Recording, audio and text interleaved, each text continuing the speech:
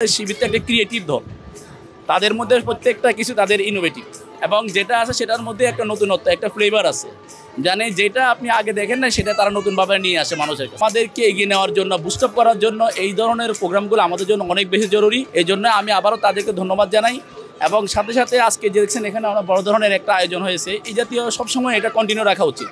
আমি মনে করি যে বেশিরভাগ বিরোধী যে সমস্ত দলগুলো আছে সবগুলোকেই তাদেরকে একটা পর একটা এটা কন্টিনিউয়াসলি এটা করা উচিত। আসলে শিবিরটা একটা ক্রিয়েটিভ দল, তাদের মধ্যে প্রত্যেকটা কিছু তাদের ইনোভেটিভ এবং যেটা আছে সেটার মধ্যে একটা নতুনত্ব, একটা ফ্লেভার আছে, জানে যেটা আপনি আগে দেখেন না সেটা তারা নতুনভাবে নিয়ে আসে মানুষের কাছে। এই জন্য দিন দিন তাদের যে গ্রহণযোগ্যতা সেটা বাড়ছে এবং মানুষ তাদেরকে আগে থেকে অনেক বেশি অ্যাকসেপ্ট করতেছে, অ্যাকসেপ্টেবিলিটি তাদের বেড়ে গেছে। তা আমরা শিবিরকে বলবো যে তারা এই কাজগুলো, এই জাতীয় কাজগুলো, কালচারাল প্রোগ্রাম এবং বিশেষ করে আমাদের সাংস্কৃতিক যে কালচারাল যে ওয়ার চলতেছে এটার মধ্যে আমরা আরও এগিয়ে যেতে পারি। তারা আমাদের মুসলিম জাতির যে জাতিসত্তার ইতিহাস, এটা সংস্কৃতির মাধ্যমে এটা আমাদের মধ্যে উঠাই দিত। তাদের কাছ থেকে আমরা কিন্তু রেসপন্স পাই না, ভালো রেসপন্স পাই না। তাদের উচিত ছিল যে অ্যাডভান্স তো বটেই, এবং আপনি দেখান গত এক বছরে শিবিরের মধ্যে জাতীয় কাজ কেউ করে নাই।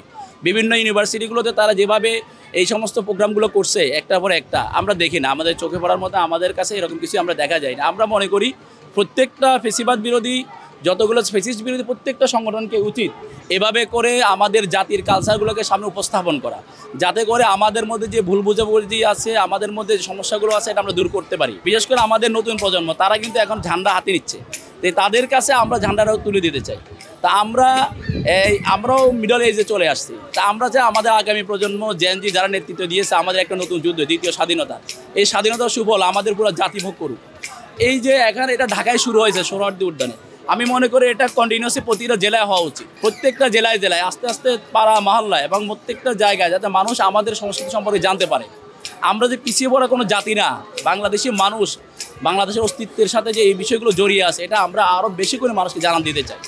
এই জন্য আবারও আমি বাংলা ইসলাম ছাত্রকে ধন্যবাদ জানাই, আপনাদেরকেও ধন্যবাদ জানাই। আপনারা আপনাদের মাধ্যমে এটা তুলে ধরবেন, আর যারা এই কাজগুলো করবে তাদেরকেও আমরা অ্যাপ্রিসিয়েট করবো, ভবিষ্যতে তাদের এই কাজগুলো আরও কন্টিনিউ থাকে। এটা আমাদের এই প্রজন্ম যদি এটা অর্জন করেছে, যাতে করে আমাদের এই অর্জনটা আমাদের পরবর্তী প্রজন্ম সে ধরে রাখতে পারে, সেই স্মৃতিচারণগুলো আমাদের পরবর্তী প্রজন্মকে সুন্দরভাবে সেই স্মৃতিচারণগুলো দেখানো উচিত।